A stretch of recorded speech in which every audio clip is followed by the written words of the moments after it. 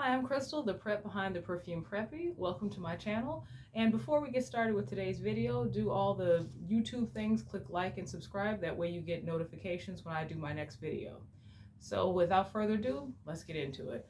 So with the holidays coming up, I've been talking to some friends about, gifts and perfume and things like that. And so one particular designer has been coming up a lot in some of the conversations I've had, and that designer is Chanel. And so some of my friends have asked me my thoughts on Chanel fragrances, and I had to be honest. And I know I'm probably, I might get a little bit of flack for this, but I am not a huge Chanel fragrance fan, and while I love the history behind like Chanel Number Five, I've just never been a huge fan of it. And if you've ever watched videos on this channel, you've probably heard me talk about it in previous videos how I don't tend to wear fragrances that have strong patchouli in the notes because it just doesn't break down well with me.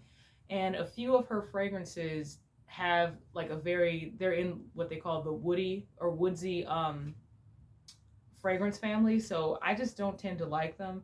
And that's a complaint that I've had, like when I talk to some of my friends about it. They're like, I want to like certain fragrances, but when I put them on, they make me either smell older or they smell like soap. So um, not a huge fan, but like I said, I do love the history. So the original Chanel Number Five was introduced in 1921 by Coco Chanel, and the top notes for Chanel Number Five, as we know it, are neroli and bergamot, to name a few. Heart notes include fresh jasmine and iris, and the base notes are sandalwood and patchouli, as I said.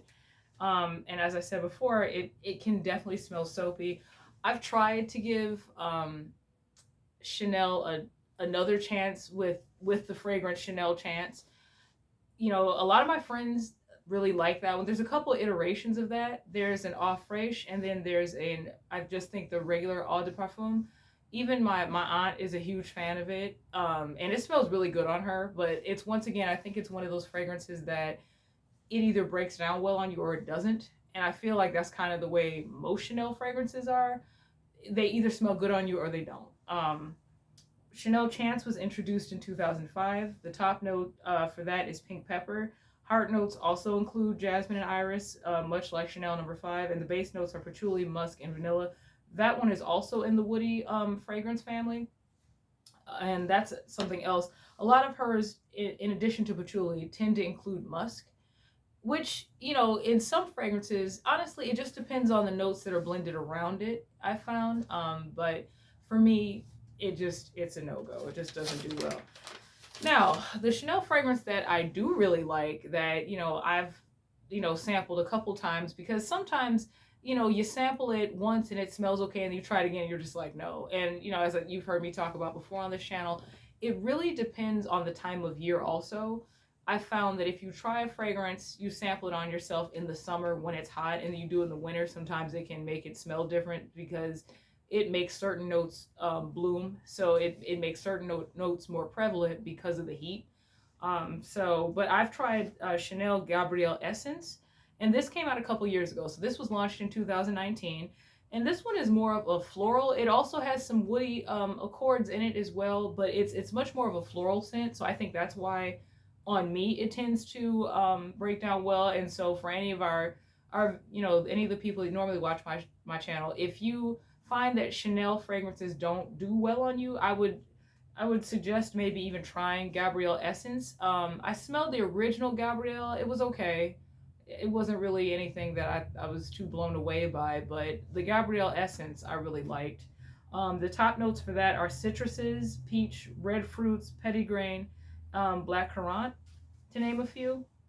Heart notes are white flowers and orange blossom, and base notes include musk, vanilla, and sandalwood. So there is that vanilla undercurrent, and I think that's probably what really helps, like, kind of mellow out the woodsy notes in that as well, because you have that vanilla to kind of soften it, and then you have the citruses around that.